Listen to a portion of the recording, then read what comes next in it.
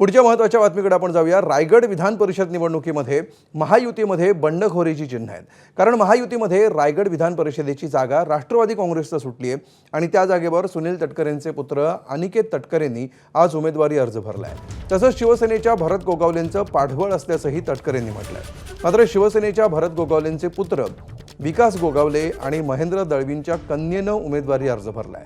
एकीकडे शिंदेंनी युतीधर्म पाळण्याच्या सूचना दिल्या आहेत, तर दुसरीकडे भरलेले फॉर्म 4 तारखेपर्यंत मागे घेऊ नका अशाही सूचना दिल्या।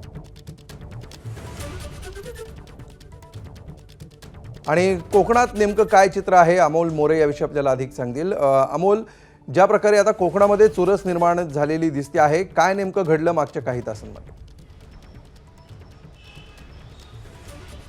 अमोल, नक्कीच म्हणजे एकंदरीत जर आपण चित्र बघितलं तर यामध्ये इंटरेस्टिंग गोष्ट हीच आहे की जुईली दळवी जी महेंद्र दळवी यांची कन्या आहे तिनं अपक्ष अर्ज दाखल केला आहे। तो अर्ज मागे घेतला जाणार का? कारण की ज्या वेळेला जुईली दळवी यांनी अर्ज भरला त्यावेळी त्यांचं म्हणणं असं तटकरेंच्या अन्यायाविरोधात किंवा तटकरेंना चॅलेंज म्हणून आम्ही एकंदरीत हा अर्ज भरलेला आहे आणि पक्ष नेमकं काय निर्णय देतो हे बघू, पण हे अर्ज भरताना त्यांनी अपक्ष अर्ज भरला हे देखील महत्त्वाची गोष्ट आहे। आणि स्वाभाविकपणे एवढा मोठा निर्णय घेतला जात असताना एकनाथ शिंदे यांना डावलून किंवा यांना अंधारात ठेवून असलेला निर्णय घेतला असेल असं तर होऊ शकत नाही आहे। आणि त्याच वेळेला जेव्हा तटकरेंना आम्ही विचारलं तेव्हा तटकरेंचं म्हणणं असं आहे की याबाबत आम्हाला एकनाथ शिंदेंचा पाठिंबा आहे, पण ह्या जर सगळ्या गोष्टी असल्या तरी अद्याप तरी अर्ज मागे घेतला गेला नाही। अर्ज माघारीचा दिवस अजून बाकी आहे, छाननी होईल, त्यानंतर या सगळ्या ज्या गोष्टी आहेत त्या क्लिअर होतील। पण मुख्य गोष्ट ही झाली की महेंद्र थोरवे जे तटकरेंचे अगदी विरोधक किंवा मागच्या सगळ्या रायगड जिल्ह्यातल्या घडामोडी आपल्या सर्वांना ठाऊक आहेत, ते यावेळेला हजर होते। एकंदरीत महायुतीनं कुठेतरी ताकद दाखवण्याचा, नेते एकत्र येऊन इथं काम आम्ही एकत्र दाखवण्याचा तर प्रयत्न केलेला आहे,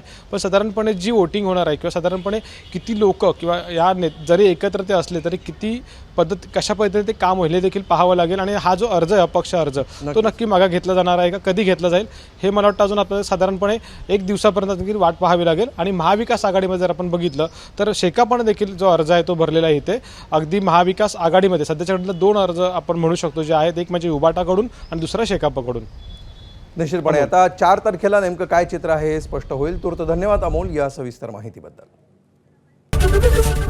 एबीपी माझा, उघडा डोळे बघा नीट।